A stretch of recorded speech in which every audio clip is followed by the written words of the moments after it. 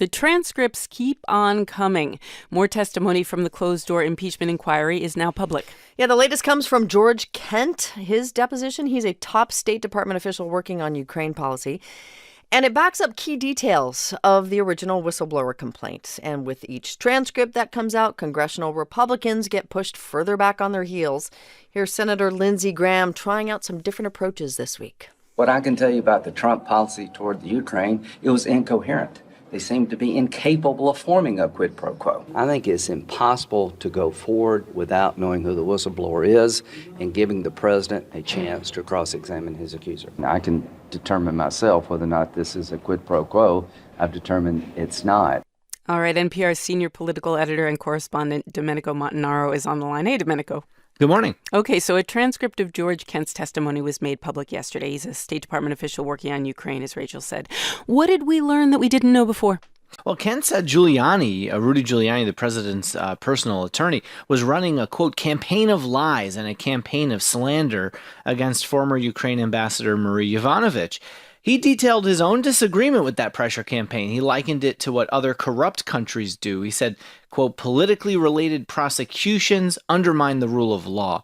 Kent clearly, he's somebody who has a deep well of institutional knowledge on what U.S. foreign policy has been toward Ukraine since the fall of the Soviet Union. And he was very articulate in describing that. And you see why Democrats want him out in the open next week testifying. Let's pull back a little bit because we had a drip of these transcripts being released all week long. There is a lot to read. It's thousands of pages, I think. Yep. What are the biggest things you took away? Well, there's a lot of things, but let me name three. One, the fact is that all roads in this international pressure campaign continue to lead back to Giuliani. Two, Republicans keep talking about wanting to hear from this whistleblower, but the whistleblower's complaint was largely completely corroborated. The one exception is Attorney General Bill Barr's role. We didn't hear a lot about that. And three, perhaps the biggest development of the week was European Union Ambassador Gordon Sondland. He reversed his testimony after multiple witnesses contradicted him, and he admitted to telling an aide to Ukraine's president that military aid was unlikely to come unless the president went forward with a public statement committing to investigations of conspiracy theories about the 2016 election and the former Vice President Joe Biden's son Hunter.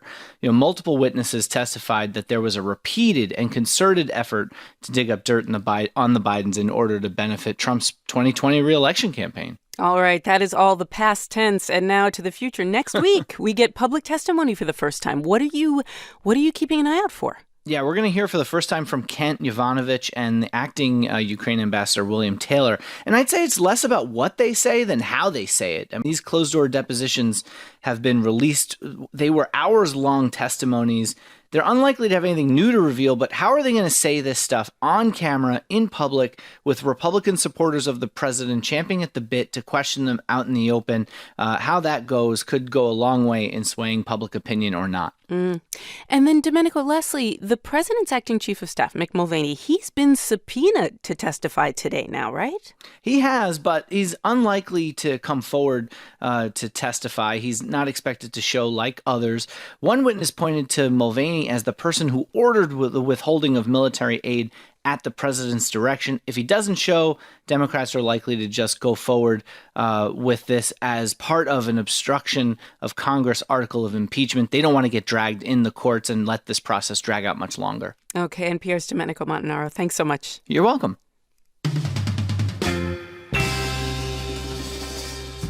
There are some signs that the trade war between the U.S. and China might be entering a new, more cooperative phase, at least according to China. Right. So China's Commerce Ministry has announced that the two countries have agreed to lift some tariffs as part of what they're calling phase one of a trade deal. There's been no formal announcement, though, of any kind of agreement like that from the U.S. side. So what does this actually mean? Are the two sides finally making progress on a deal? Here with answers is NPR's chief economics correspondent, Scott Horsley. Good morning, Scott. Good morning, Noelle. Okay, so there is something really interesting happening here. If you are reading news reports, as we all are, some White House officials seem to be indicating that there is an initial deal between the U.S. and China. Others in the White House are saying, wait a second, nothing is certain until the president signs off. Do we know if there's a deal here? Wall Street certainly hopes there's a deal. Okay. Investors seized on those comments from the Chinese Commerce Ministry yesterday about a possible agreement to roll back tariffs. And the Dow surged more than 180 points. You might think of that as the wishful thinking rally. Okay. Not the first time this has happened. Remember back in August when President Trump told reporters at the G7 that China had called and wanted to go back to the bargaining table. And we saw a jump in the market then, even though China signaled ever so politely that they had no idea what the president was talking about. Investors very much want to see an easing of trade tensions. Whether that actually materializes is another story. Do we understand what's up with the mixed messages coming from the White House?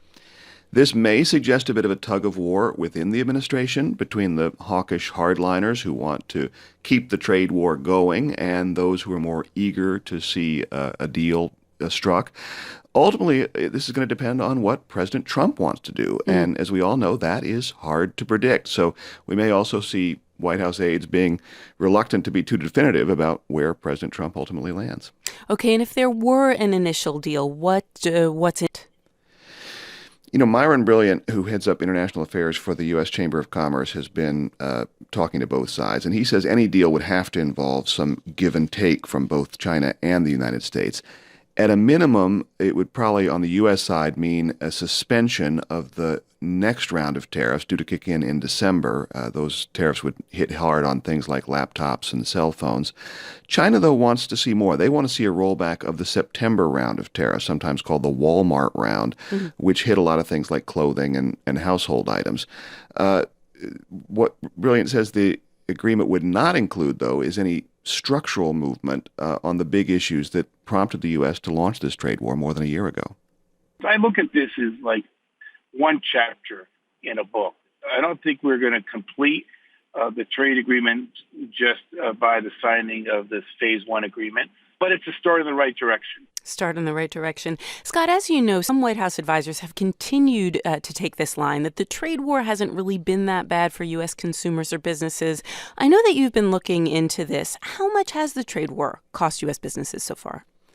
Well, the direct cost is more than $3 billion in tariffs in the month of September alone. That would increase, obviously, if those December tariffs kick in.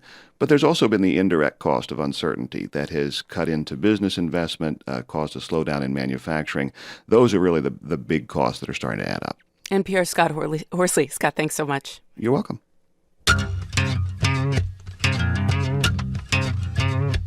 A European leader has raised some big questions about the future of NATO. Yeah, French President Emmanuel Macron offered a dark view in an interview with The Economist. He said NATO is suffering a, quote, brain death, and he blamed some of President Trump's policies.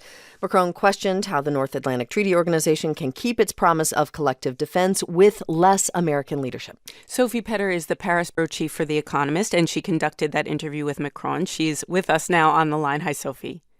Good morning to you. So a really interesting term, NATO suffering from brain death, Macron says. What does he mean?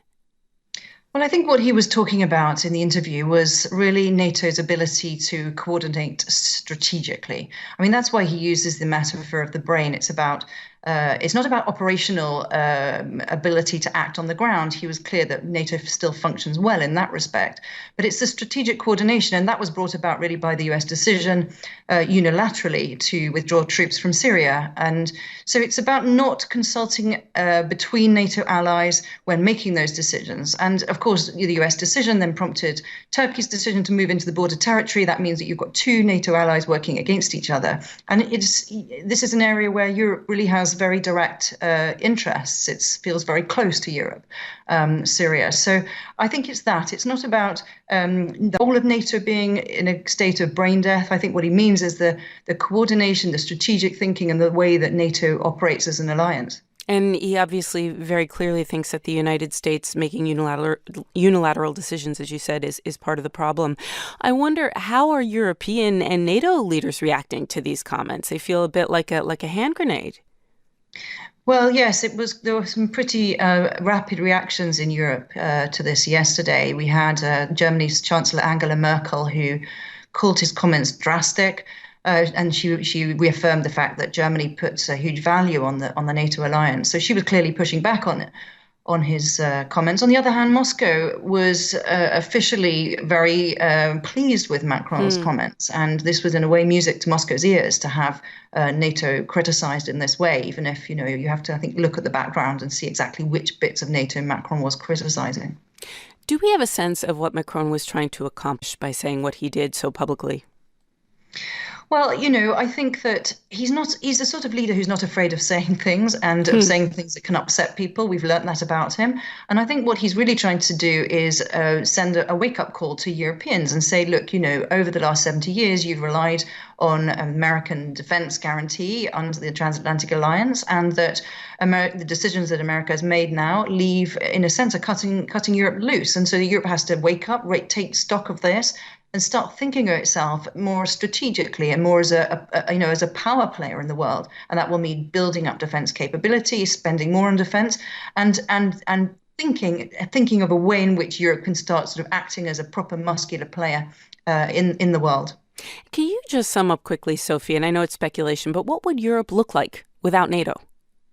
Well, it's very difficult to see, and I'm not sure that Macron has an answer to that. But I think that, and it scares a lot of people in Europe, obviously, especially in the East and places like Poland. But I think that, and in Germany for that matter. But I think, the important thing from his point of view is to put that discussion up on the table. He wants us not to be complacent and to start thinking about these things and start preparing that kind of future. Sophie Petter of The Economist joining us via Skype. Thanks so much.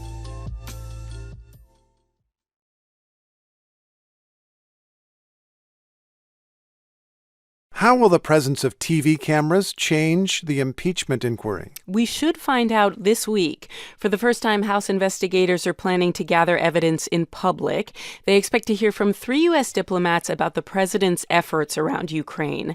President Trump was looking for investigations of conspiracy theories and of his political rival, Joe Biden. He also held up military aid and a meeting with Ukraine's president. Now, lawmakers will have to decide how, if at all, those acts fit together and what they think the president was trying to do. NPR White House correspondent Franco Ordonez is with us. Good morning, sir. Good morning. Who were the diplomats who were testifying? Well, on Wednesday, lawmakers are expected to hear from William Taylor. He's the top diplomat in Ukraine.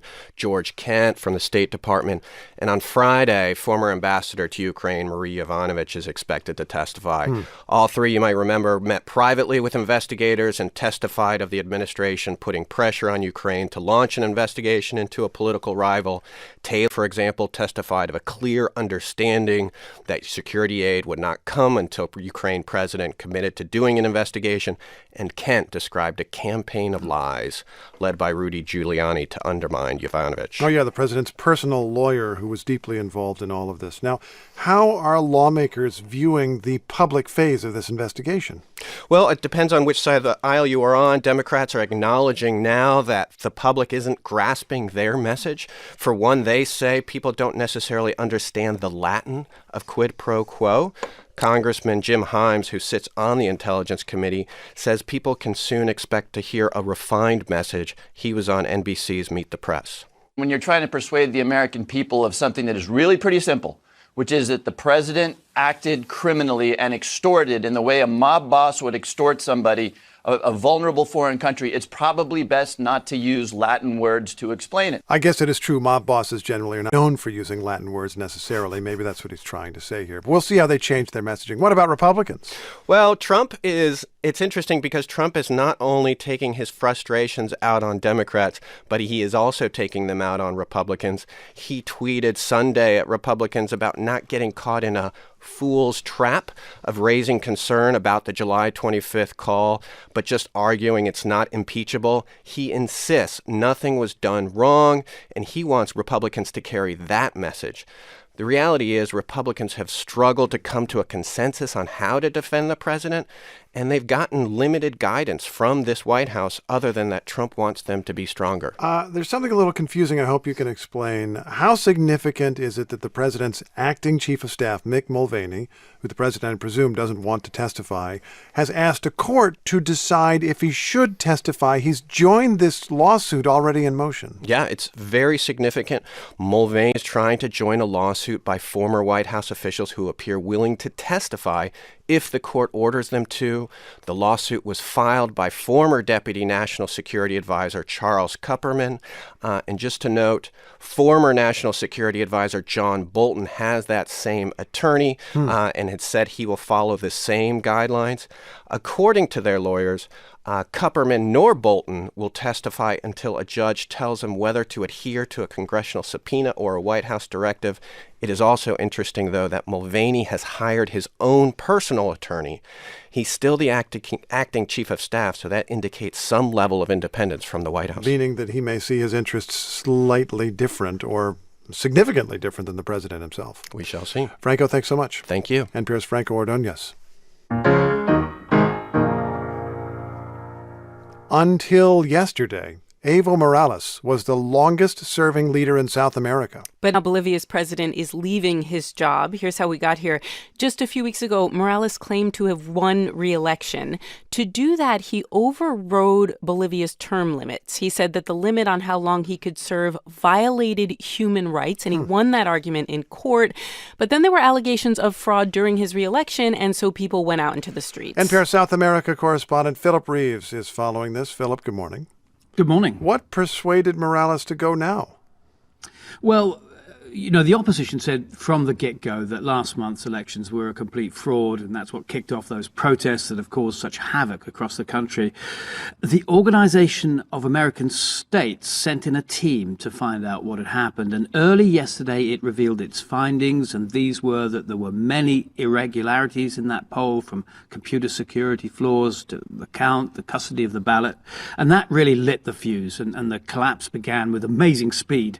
I mean, Morales had been under pressure. Police on Saturday began deserting their posts, but after that report came out, some of Morales' allies abandoned him. He tried to cling on by going on TV and offering new elections. That didn't work, and the nail in the coffin came when the army chief, shortly after that, announced that he should go.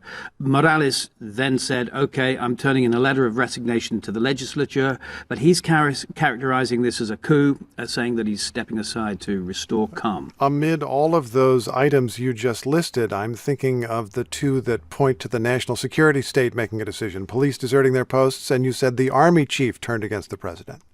Yeah, and there is some concern about this issue that the military might have overstepped its role at raising the historic specter of a Latin American military takeover. The army certainly accelerated Morales' downfall by announcing at the weekend that it wasn't going to get involved in stopping the protests because it didn't want to confront its own people. And then it really delivered a very strong shove in the back when the army chief said Morales must go. Morales' supporters on the left all around Latin America will likely see this as evidence that this was a kind of coup. The counter-argument will be that he was actually the victim of his determination to bend the rules to remain in power for a fourth term. But all eyes are going to be on what the army does next. Is it evident who is to be the next president of Bolivia? Well, we're entering perilous and uncharted waters here, Steve. His vice presidents also resigned. The rules say with the president and the VP gone, the head of the Senate should step in, but she's resigned too, and so is the head of the lower house. That will be the next one.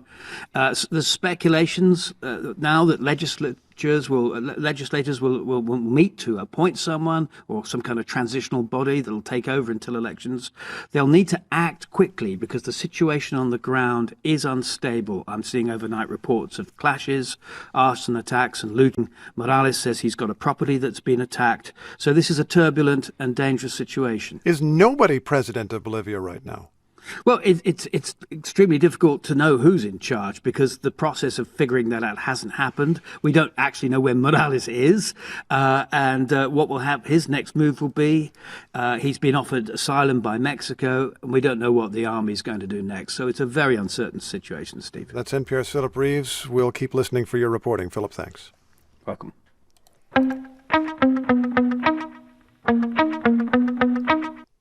All All right, let's move from the mountains of South America to the shores of East Asia. It's a different landscape, but it is a very similar story. In Hong Kong, just like in Bolivia, people are protesting against their government.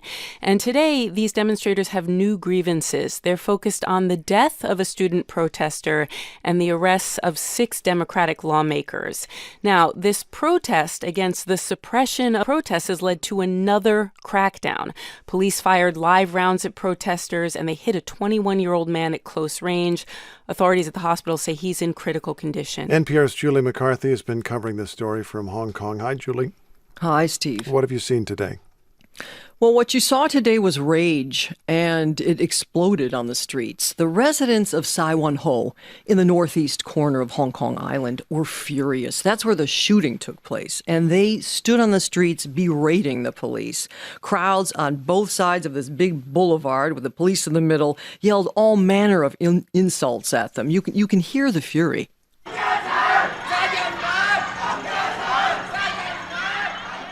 They're shouting, "Dismiss the police now. May your family die." And murderers. And one woman breached the police cordon, wagged her finger at them, and delivered a tirade. I was standing a few yards from her, and one of the policemen squirted pepper spray directly to her face.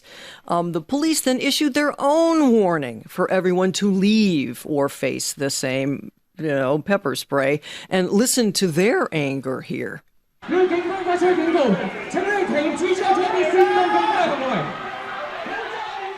A video circulated online, Steve, and it shows a traffic cop pulling out a revolver, firing 3 shots, and shooting a protester at close range. Now, tonight, hospital authorities say he underwent an emergency surgery, and local media say there are kidney and liver injuries. Now, in a press conference, police said masked men moved on a policeman, the traffic cop, one with a metal rod, and they denied any reckless use of firearms.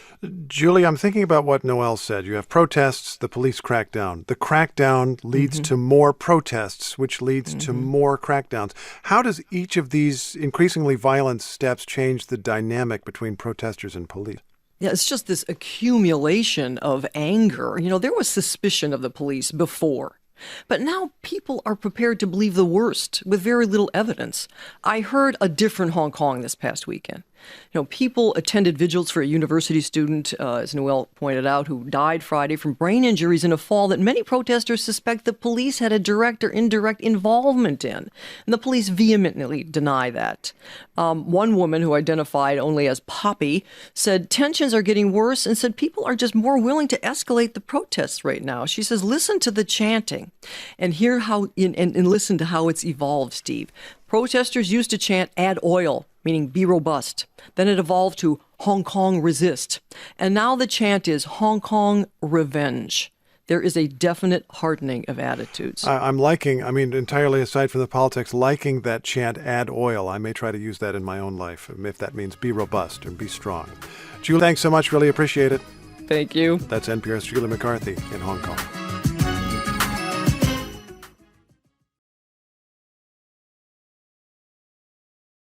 What is the future for hundreds of thousands of young immigrants who were brought to this country illegally by their parents? That is the question for the Supreme Court today. The case focuses on the Deferred Action for Childhood Arrivals program known as DACA.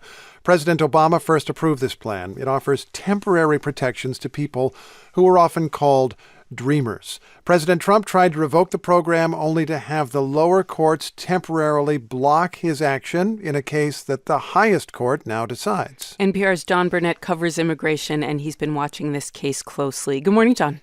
Morning, Noel. So give us a little history of DACA, if you would. Remind us what it is exactly. Sure. It was enacted by Obama in the summer of 2012, and it's called Deferred Action for Childhood Arrivals. And it does just that. It protects these people from deportation, and it lets them work and go to school. To qualify, immigrants had to have arrived before they were 16, be a high school graduate or a veteran, and have committed no serious crimes. It applies to more than 700,000 young people. Some have started families, they have jobs, there are nurses and teachers, and many don't remember their birth countries. They consider themselves thoroughly American. What happened that DACA ended up now in front of the Supreme Court? So the Trump administration says that Obama never had the executive authority to create DACA in the first place. It's illegal. And immigration hardliners believe the program is really nothing more than a dressed-up amnesty for people who came to the country unlawfully. And so Trump's Homeland Security Secretary rescinded it in 2017, but the Dreamers have lots of defenders, and immigration attorneys pounced. They sued the administration, saying Trump didn't cancel the program the right way, and 3 separate federal judges have agreed with them. One said the kill-off of DACA was arbitrary and capricious. The government appealed, and today it's before the high court, where Trump believes conservative justice will see things his way. So what do we know about what each side is going to argue in front of the court? Right. Well, the attorney for the Dreamers will say that the government broke administrative rules when it pulled the plug on DACA, and it should be reinstated. The government attorney will defend the program's cancellation as lawful and justified. And meanwhile, the future of hundreds of thousands of young people in the U.S. hangs in the balance.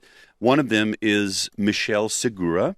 She's a 25-year-old grad student in business administration, and she works as a college counselor in Los Angeles. You know, there's 9 people in the Supreme Court who are deciding the fate of 700,000 people, myself included. I've been living since 2017, since the Trump administration rescinded DACA. I've fallen into depression, and everything is just on the line.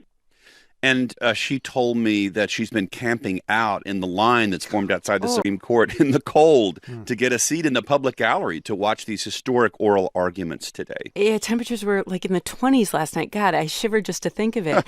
So, John, the Supreme Court will issue an opinion next year. If it doesn't rule in favor of the DACA recipients, of the Dreamers, what happens to them?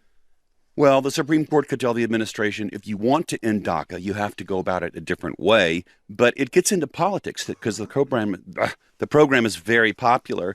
Amicus briefs in support of DACA have come in from business groups and universities and law enforcement, religious leaders.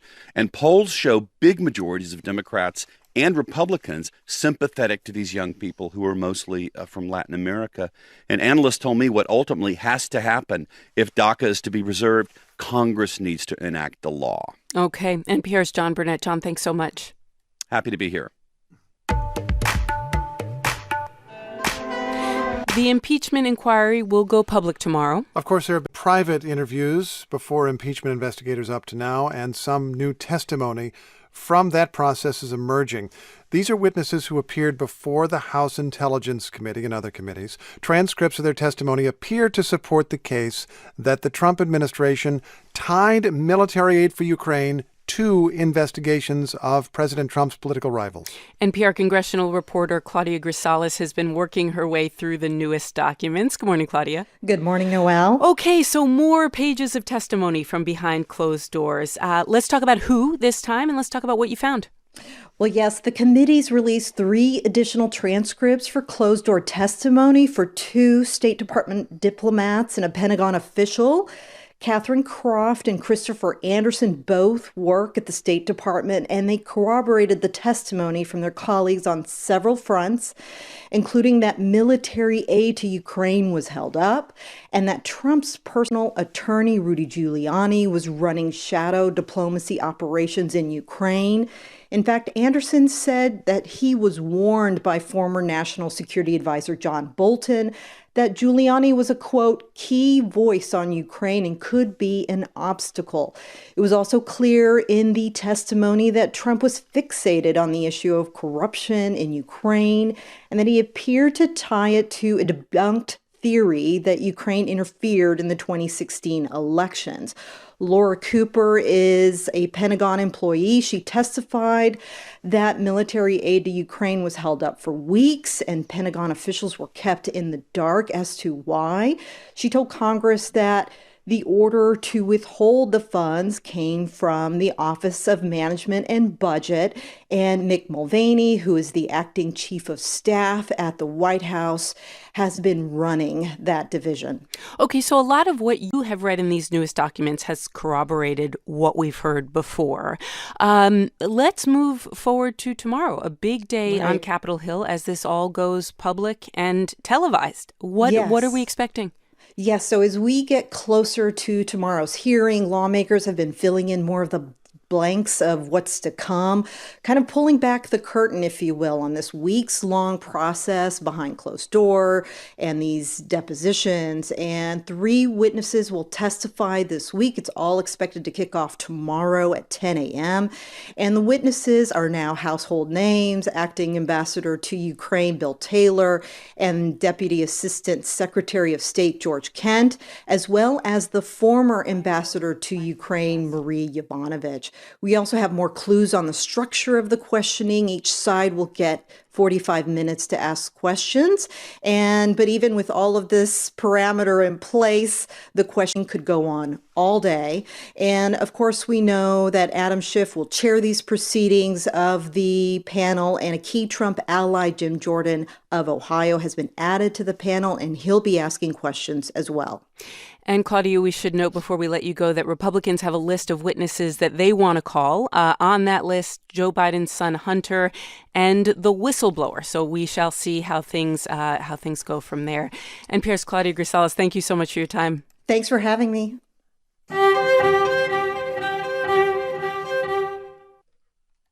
All right, now here's something that's become a big geopolitical question or quandary. Who is responsible for foreign fighters who went to Syria to fight for ISIS and then were captured in combat? By who is responsible, of course, we mean who has to take them and hold them.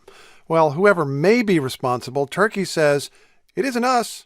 The country has begun proceedings to return hundreds of fighters from Turkey's prisons to their countries of origin. Some are known to be European. Turkey's Interior Ministry says one is American, and Turkey is trying to send them back just as Turkey's president arrives in Washington this week, where he meets President Trump. NPR's Peter Kenyon has been following all of this from Istanbul. Good morning, Peter. Hi, Noel. So some of these guys have been in Turkish prisons for a very long time.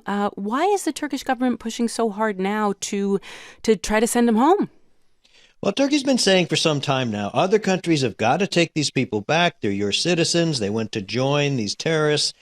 Inside Syria, the so-called ISIS caliphate is no more. The U.S. has partially withdrawn forces. Some are still there. The regime of Syrian President Bashar al-Assad is trying to take control of more parts of the country with Russia's help. Very complicated situation, and Turkey's interior minister is saying, look, we are not a hotel for ISIS terrorists. And now it looks like Ankara is trying to force the issue, start removing some of those fighters and family members, raising that question you just mentioned, where will they wind up? Okay, so I wonder what we know about these fighters. Steve mentioned one American, some European. Broadly, do we know where they come from? Well, the Interior Ministry says 7 Germans are scheduled to be, quote, repatriated on Thursday. Also, proceedings are aimed at deporting 11 French citizens captured in northern Syria. Other deportations planned for foreign fighters from Ireland, Germany, Denmark.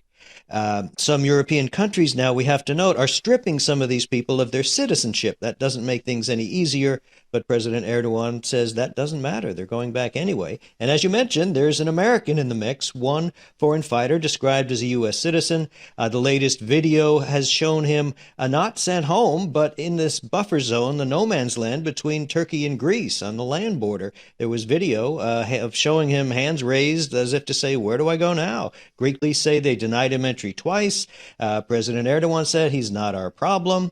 He did repeat his threat, President Erdogan did, to open the gates and send large numbers of refugees, including ISIS prisoners, towards Europe again. Okay, so he is using that as leverage. I want to ask you, Leslie, about this American fighter, what we know about him, and also about the sort of diplomatic aspect of this, because President Erdogan, as Steve said, will be at the White House tomorrow. Is this going to come up between him and President Trump? Well, it's likely to come up, but top of the agenda, hard to say. It'll be competing with a lot of other stuff. Turkey's acquisition of Russian missiles, that's got people saying Turkey doesn't belong in NATO anymore. Turkey's very unhappy with U.S. support for these Syrian Kurdish fighters that Ankara sees as terrorists. There was a deal to move them, and now Turkey's saying that hasn't been fulfilled, but it wasn't the U.S., it was Russia that made that promise and said the Kurdish fighters had been cleared away. So how much can be gained by dealing with the White House on this is open to question. Okay, NPR's Peter Kenyon in Istanbul. Peter, thanks so much for your reporting. Thanks, Noel.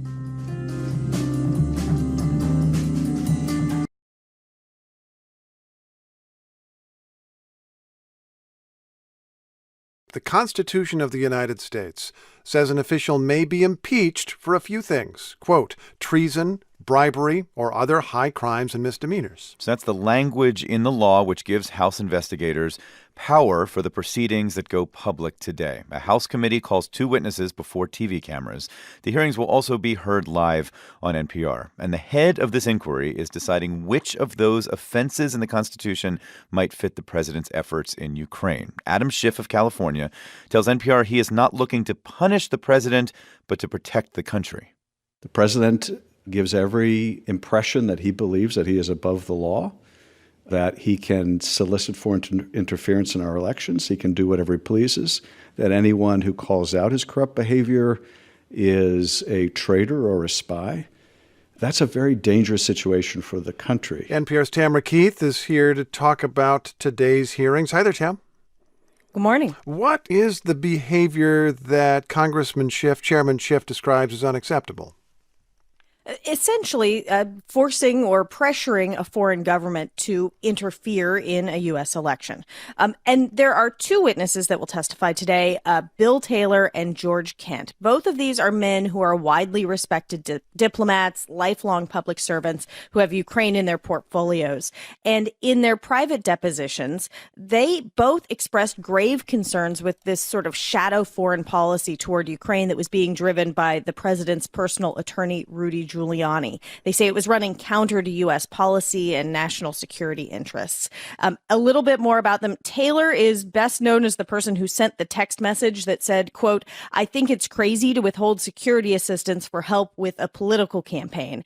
And Kent is someone who said that this effort to get Ukraine to launch investigations that would benefit President Trump politically undermined U.S. advocacy for rule of law.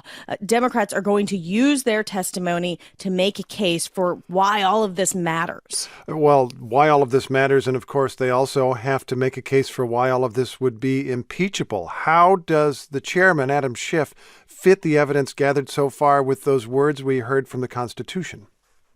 Well, what Schiff is saying is that when the president used the words "do us a favor" in that call that is now an infamous call with the president of Ukraine in July, that there was a sinister scheme there. Steve, you asked Schiff this very question about the words in the Constitution. There are any number of potentially impeachable offenses, including bribery, including high crimes and misdemeanors. The basic allegations against the president are that he sought foreign interference in a U.S. election, that conditioned official acts on the performance of these political favors. And Schiff is not being definite in our interview, but saying that he could very well conclude that that amounts to bribery, one of the words in the Constitution. And of course, that other phrase, high crimes and misdemeanors, leaves lots of room for other kinds of charges. So how are Republicans, Tamara, going to defend the president? Well, they're saying that the president in his skepticism of Ukraine and reasonable to have concerns about corruption. They say that there was no pressure exerted on the president of Ukraine, that both presidents have said that, and that ultimately the foreign aid, $400 million in foreign aid, was released without any investigations being launched. How will each side make its case before the witnesses and draw things out of the witnesses today? This is going to be unique. Each side is going to have 45 minutes to really build a narrative and tell a story, and it'll bounce back and forth. This isn't going to be this sort of staccato back and forth that you normally see in congressional hearings. A little bit longer question and answer session. Tamara, thanks so much. You're welcome. That's NPR's Tamara Keith.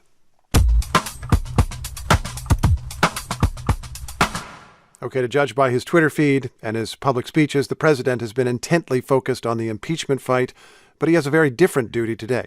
That's right. The president is hosting Turkey's President Recep Tayyip Erdogan at the White House today. And the timing of this is fraught. It was just weeks ago, let's remember, that President Trump moved U.S. troops out of the way of a Turkish invasion of Syria. Trump also wrote a letter to Erdogan appealing to him not to go too far, a letter which Turkey's president openly ignored. So now the leaders of these two NATO allies are going to meet face to face. NPR national security correspondent David Welna is trying to find out what each president wants. David, good morning. Good morning, Steve. And let's start with Erdogan. What does he want? Well, I'm pretty sure that while he'll be defending Turkey's incursion into Syria, he'll also be seeking reassurances that the sanctions Trump slapped on Turkey for doing that and then lifted a few days later when a ceasefire was declared won't be coming back. Turkey's also been demanding the extradition of Fethullah Gulen. He's the Islamic cleric who lives in Pennsylvania who's accused of promoting the attempted coup against Erdogan 3 years ago. And Turkey wants the U.S. to drop charges brought last month against a state-owned Turkish bank that's accused of violating the trade embargo with Iran. Oh, yeah, it's been caught up in the whole thing with Iran sanctions and going after Iran's nuclear program. Indeed. Now, what does President Trump want from Erdogan? Well, I think he wants Turkey's declared ceasefire in Syria to be made permanent, although even Trump seems to question whether that's likely. His other big ask would likely be about the Russian S-400 air defense system that Turkey acquired this year, despite being a member of NATO. And even though that's prompted the U.S. to kick Turkey out of the F-35 stealth fighter jet program, the U.S. wants assurances that Turkey won't use that Russian system. But the Trump administration seems to be sending mixed signals. It has yet to certify that Turkey's crossed the line by making what's called a significant transaction with Russia, which would trigger sanctions against Turkey. Last week in the Senate, Democrat Bob Menendez introduced legislation to force the administration to weigh in on this. And here's Menendez on the Senate floor. The administration is breaking the law by ignoring this provision and kowtowing to Ankara. According to U.S. law, Turkey must be sanctioned for the S-400 system, and it should happen today. Otherwise, it will send a global message that we are not serious about sanctioning significant transactions with the Russian military. David, as we hear there, the president may be sending mixed signals to Turkey, but there's bipartisan resistance to Turkey in Congress. There is indeed, but I think that Turkey is counting on Trump's close relationship with Erdogan to be a sort of a defense against anything that Congress might do. And that's why today's meeting at the White House does seem to be like a gift to Turkey that might keep giving. David, thanks for the insights. You're welcome. That's NPR's David Welna.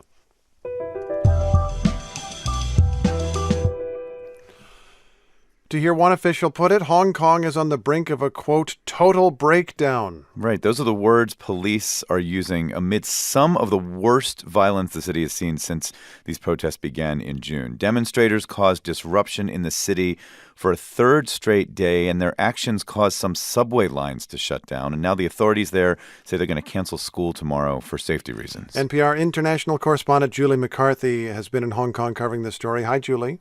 Hi, Steve. Good You know, morning. these protests, dramatic as they might be, used to be a weekend affair, and there were acts of violence, but they were somewhat limited. What's changing?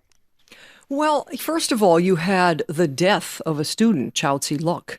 He's one trigger. He's become something of a hero to the protest cause. He was found unconscious in a parking lot in circumstances that are kind of murky, and that plays into the hands of anyone, many protesters, who want to blame the police, who deny any involvement. Now, directly on the heels of Chao's death last Friday, you had policemen shooting a masked protester Monday, which enraged Hong Kongers. He's in serious condition. But here's the nub. Protesters say they tried peaceful demonstrations, got nowhere, and feel justified in using ever-escalating violence. On the other hand, police feel justified in using harsher measures to counter that violence. And you have this loop of retaliation. And a young woman who called herself Carlos stood at the barricades of a university where students clashed with police and said that she has not seen it anywhere near as bad as it is now. Just so worried, and this is war. It's actually it's a war inside. It's just not a war. And a graphic illustration of this deep division is the man who was set on fire because he evidently opposed the protest. He's in critical condition. How is life in the city changing now that these weekend protests have become everyday protests? Well, things feel, certainly out in the midst of all of them, they feel more dangerous. And protesters will tell me about preparing themselves to die. They're tired, the police are tired, which is when people overreact. Here's what the universities, Steve, are starting to sound like, which is new.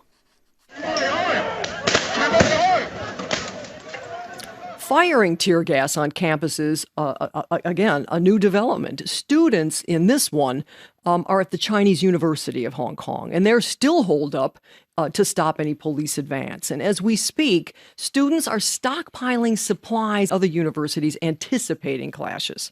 Now, as for this expanded action, on the weekdays, you paralyze a transit system in Hong Kong, you'll get people's attention. And what protesters hope to do is to sober the minds of their fellow citizens, to get them to think about what's at stake, more democracy, and curbing what the protesters see as police abuse. Well, where is the wider public on all of this? Well, of course, nobody likes their commute disrupted, but 19-year-old Cecilia Liu says the spiraling violence scares her. Here she is. I think the scene is getting too violent because now we cannot go to school. Our courses are suspended. It's getting out of control. Others said there's no equivalency in the violence of the protesters versus the police, who have an arsenal the protesters do not. Julie, thanks for your reporting, and please be safe. Thank you. NPR's Julie McCarthy in Hong Kong.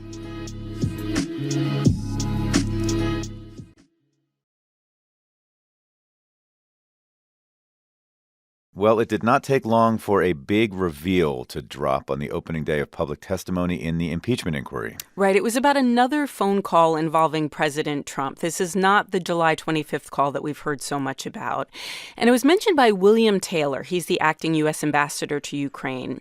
He was one of two witnesses who testified yesterday. The other one was George Kent, the State Department official in charge of Ukraine. And NPR political reporter Tim Mak has been following all of it. Hey there, Tim. Hey there. Okay, so both of the witnesses yesterday spent hours behind closed doors answering questions. So besides them being live on radio, live on TV, and in front of the cameras, did we learn anything new yesterday? What exactly was this revelation? So on the day after that now famous July 25th phone call between the Ukrainian president and President Donald Trump, there was another call.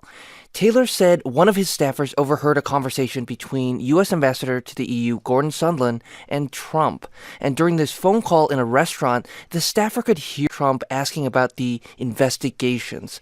Sondland told President Trump that the Ukrainians were ready to move forward. According to this testimony, here's what happened next. Following the call with President Trump, the member of my staff asked Ambassador Sondland what President Trump thought about Ukraine. Ambassador Sondland responded that President Trump cares more about the investigations of Biden, which Giuliani was pressing for. Okay, Tim, so this could be significant. We should say this is Taylor in the hearing referring to a phone call he was not on that his aide overheard, right? That's right. So Taylor wasn't directly in contact with the president in this, but Sondland was in contact with the president, and lawmakers will have a chance to ask Sondland about this next week if he appears before the committee in open setting, as he's expected to later on. And the House Intelligence Committee has also made plans to interview the staffer who apparently overheard this exchange. He's scheduled for a closed-door deposition on Friday. Interesting. Okay, so we're going to learn a lot more from this phone call from people involved. All right, so how did Democrats and Republicans overall approach their questioning yesterday? Yeah, Democrats were trying to show two things: that the president was leveraging U.S. foreign policy for political gain, and that this is an impeachable offense. And Republicans, on the other hand, were kind of raising issues with the credibility of the witnesses. Here's Republican Congressman Jim Jordan. Ambassador, you weren't on the call, were you? You didn't listen on President Trump's call and President Zelensky's call? I did not. You've never talked with Chief of Staff Mulvaney? I never did. You never met the president? That's correct. You had 3 meetings again with Zelensky and it didn't come up. And 2 of those they had never heard about, as far as I know. And President there was no reason for it to President come up. Zelensky never made an announcement.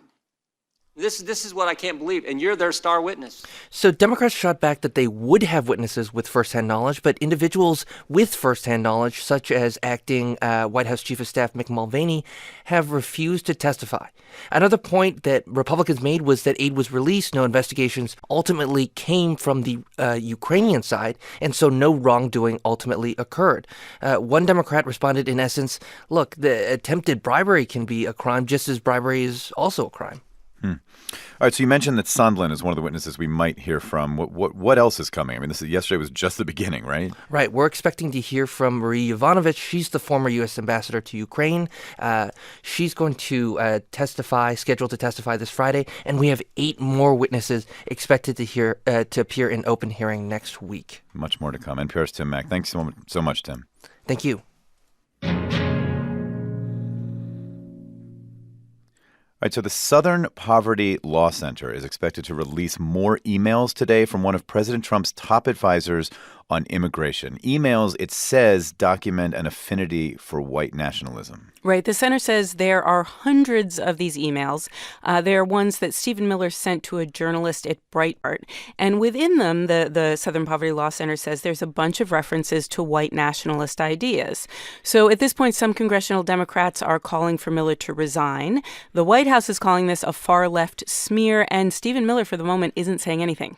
All right, KPBS reporter Jean Guerrero has been learning a lot about Stephen Miller. She's writing a book about him. She joins us from San Diego. Hi there, Jean.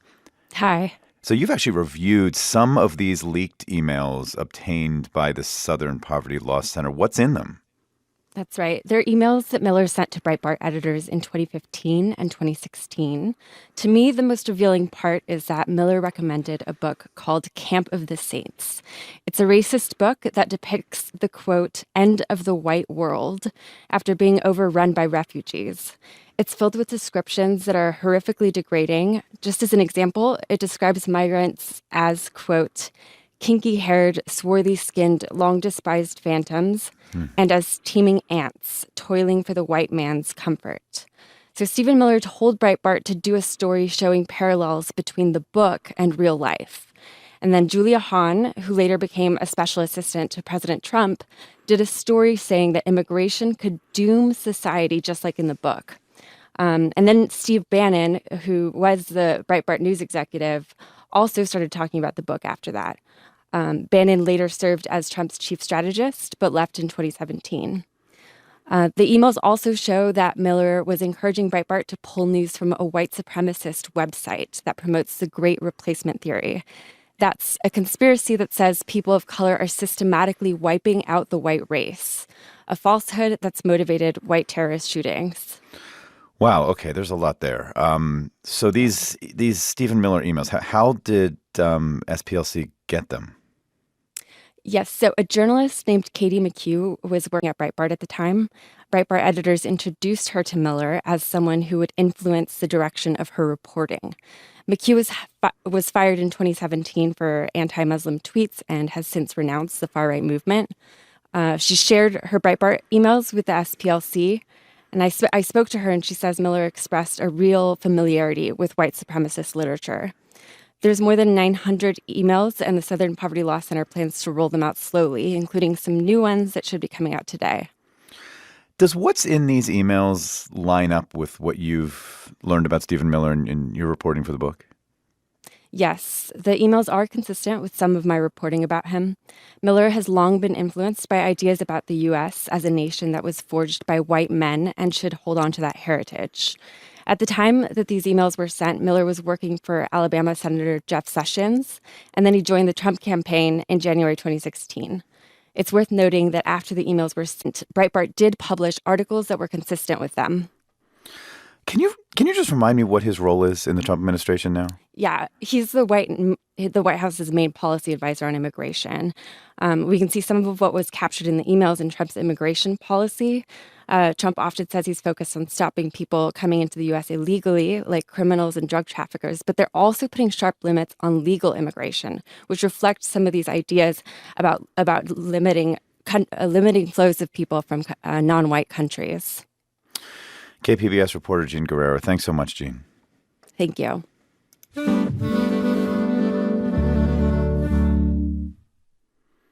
Important question here. Is Google safeguarding the medical information of millions of American patients? A federal regulator wants to know the answer. Yeah, so here's what's going on. Google has a data sharing partnership with a big U.S. health network. This partnership is called Project Nightingale. Office in the Department of Health and Human Services is worried about privacy and is investigating now.